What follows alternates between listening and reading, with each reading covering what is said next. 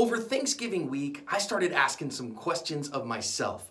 What do most people carry? How do they carry it? What is most of the gun buying and carrying public doing with their firearms? So I thought, why not ask? You answered, let's talk about it.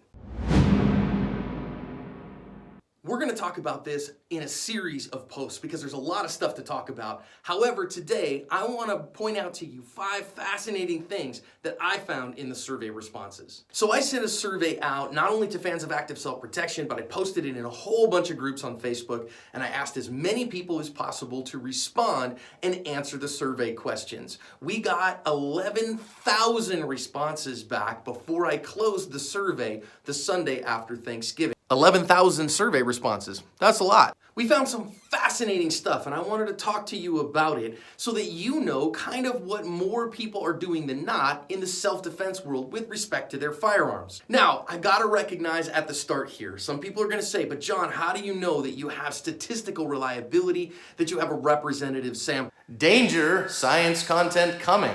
The bottom line is I cannot tell you that the sample that I have, that the responses that I have are scientifically valid or a representative sample. Simply by the nature of how I did it, there's no way that I can tell you that they are actually representative. When you're doing a survey from a scientific perspective, the first challenge that you're going to run into is an unrepresentative sample. Now, the first problem that you're going to run into with an unrepresentative sample is what we call a non-response bias, or people who are unwilling to respond who are nevertheless part of the demographic you're looking for. Guns? What guns? Lost all my guns in an unfortunate canoeing accident. And we did have that. That's exactly what we had. I know we did because when I posted this in groups and on my Facebook page with Active Self-Protection, I got a lot of people saying, well, that's none of your business. Listen, buddy, it's none of your dang business how many guns I have. What do you work for the FBI? Nice try, NSA. The other part of the bias that we had is what we call a voluntary response bias. When you put it out there and you ask people to respond and you don't pre-qualify them, the people who tend to respond are people who have strong opinions. In this particular instance with active self-protection, that tended to be the people who were proudest of what they were doing, who were the most engaged and the most involved. I can guarantee you we had this kind of bias in this survey. The way that I know that we had this kind of bias is when you compare the results that we had with what Carl Rains saw in his Beyond the 1% talk at this year's Rangemaster Tactical Conference. For instance, in the sample bias, Carl, by looking at demographics and numbers of gun owners versus number of reported trainings at reputable training organization, found that only about 7% of people took either their license to carry class or a further course in firearms, which means 93% of people got no training at all in any given calendar year. In distinct contrast to that, if you go look at the survey numbers, and I have put the link in the description so you can see the responses, what happens is 64% of respondents said they had gotten some kind of firearms training in the last year. Now, obviously, those numbers are an order of magnitude almost more, about 9 times more. And so what we got is we got responses from people who are far more clueful than the average person carrying a firearm. According to the National Shooting Sports Foundation, 22% of people get out to shoot 5 times or more a year. But again, if you go click the link and look at the survey responses, about 82% of respondents said they shot at least 5 times in the last year. That means this group is much more significantly trained, far more likely to shoot, and probably a more representative of the applied violence tribe or significantly trained people than they are of the general firearms carrying public. The other stupid thing that I did is I didn't get demographic information. I didn't ask man or woman. I didn't ask age. I didn't ask background in terms of law enforcement, military training, or any of that stuff. I simply forgot, so we got what we got for now. We'll do a follow-up survey in 6 months or so, and I'll add that stuff and fix that stupid. Number 1, the caliber wars are dead. Quit fighting them. It's over. In all the respondents, over 70% of people reported carrying a 9mm firearm as their everyday carry firearm. By contrast, only about 10% of people reported .40 Smith & Wesson, and about 9% of people .45, with a smattering of other calibers to make up the difference. Seriously, the caliber wars are dead. Quit fighting them. 9mm wins. All hail the chief.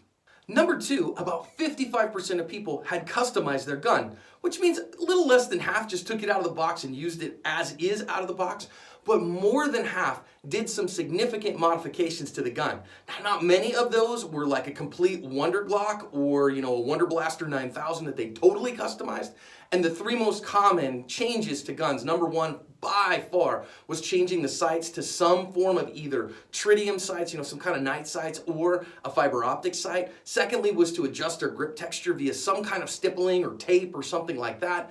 And number three was to do some kind of work to make the trigger better. Hey manufacturers, figure it out. This is what your consumers really want. Number three, and one that actually surprised me quite a bit, was that in this group of respondents, only 3.7% of respondents reported carrying in a holster that required the trigger finger to release retention on the holster. Hallelujah, that means we're making some progress. People are getting rid of their SERPA. Go watch the SERPA video. It hurt a lot of rear ends, but it's important and it's true. The next war that we can just absolutely put to bed is number four. Of all these respondents, almost 95% carried their firearm with a round in the chamber.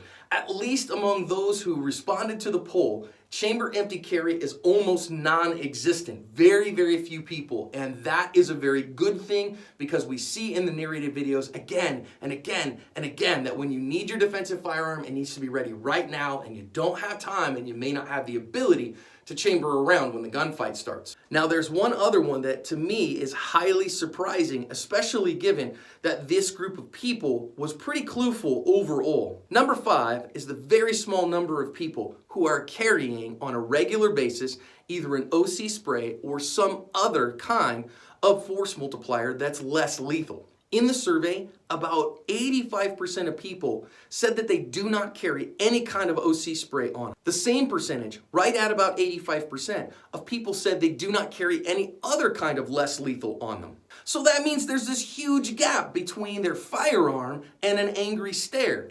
Now I get it, somebody's gonna say, but John, these people are using their empty-handed skills, they're martial arts masters. Well, not really. About 2/3 of these same people said that they had 100 hours or fewer lifetime total instruction in empty-handed combatives. 100 hours is not a small number, but it certainly isn't a mastery level of martial arts knowledge. And therefore, if that 66% that doesn't have significant empty-handed skills training also doesn't have any other kind of force multiplier on them that's less lethal, then the only thing they've really got is their angry stare and then go straight to the firearm. This is an area for a lot of work. We need to get better at this, everyone. So there you go, 5 fascinating facts. Do me a favor, you go read the responses as well, and you tell me what surprised you the most and what stood out to you when you saw them.